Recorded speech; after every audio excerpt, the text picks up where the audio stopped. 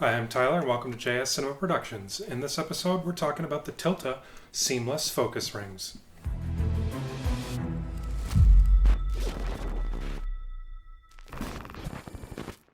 Before we begin, Molly wanted to say hi. She was obsessed with smelling my camera stand, and so here she is. This is the official studio dog, and she's getting my new merch covered in dog fur. So that's Molly. Now, I picked this up at the store today. This is Coca-Cola with coffee, and I'm not at all sure about this. But if you know me, you know that I like coffee, so we're going to give it a try. Yeah, Molly wants some. I fully expect it to taste like yeah. I'm just kidding. It's actually pretty good. Actually not bad. This is probably really bad for me. In that not only now is it going to fuel my coffee addiction, but I can fully expect to just get diabetes from all the sugar that's in this. It says zero sugar, but we all know how that goes. We're talking Tilta's seamless focus rings, and I have it actually installed on my 24mm G series Sony. And the reason that I got these is because I have the DJI RS Pro kit, and with that mounted, with all of my lenses actually mounted to the gimbal, I like to be able to use the wheel on the front to be able to rack focus if I'm not using my manual focus. And the Pro kit does come with two of DJI's focus rings. However, their focus rings are just not gonna cut it. So they work okay. You wrap it around the ring and then you just pop this bad boy into there and boom. But the problem is this at top.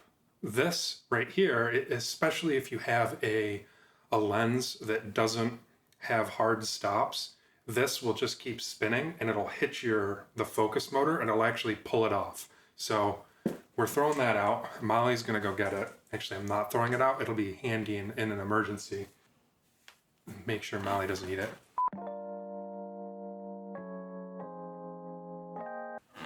It'll actually be handy in an emergency. So if I get a new lens, or if somebody gives me a lens to borrow, until then, I've purchased these seamless focus rings to go on all of my lenses. Now, granted, at the moment, I only have the 50mm, which is what I'm shooting on right now, 24, and an 85.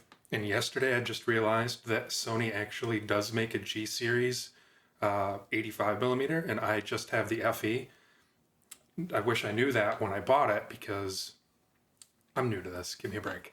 I really like the G series lenses, and my next lens I would like to get is actually going to be the 100mm. They make a 100mm lens that has like a little switch on it where it can adjust the focal range, so I can shoot macro with it too. That'll be really nice for weddings.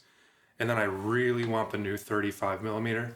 If I had the 35mm, I'd be shooting with it right now. 50 is just a little too tight for this, and I think 24 is definitely too wide angle. But I digress. Anyways, the nice thing about these is they're really cheap. I got mine from B&H Photo, and I want to say I didn't spend more than $50 on 3 of them. I could be completely wrong. I don't have my receipt with me right here, but it was super reasonable. They're super easy. Basically, what you do is you go online, you measure, or you go online and find the diameter of your ring, of your lens, and you get the ring to match that lens, and it just slides right on the bottom. It's not super tight, but it sticks and it pulls the focus quite nicely. Haven't actually tried it out yet. I don't have a reason to pull out my gimbal, but the gear is the same gear type as the DJI lens. So if you get your DJI and you get the ring, the focus ring for it, and you're just not happy with it, definitely go ahead and check out Tilta's focus ring, seamless focus ring. And they didn't pay me to say this. Sony didn't pay me to say this. I only have 5 followers at the moment, so nobody even knows I exist.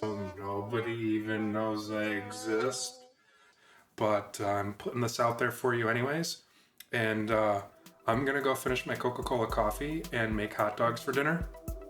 But please, if you feel like supporting me and helping me grow, like, share, subscribe, hit the little bell icon, and I think I'm gonna work on a nice intro opener for these videos too. I don't really have one. I'll see you later.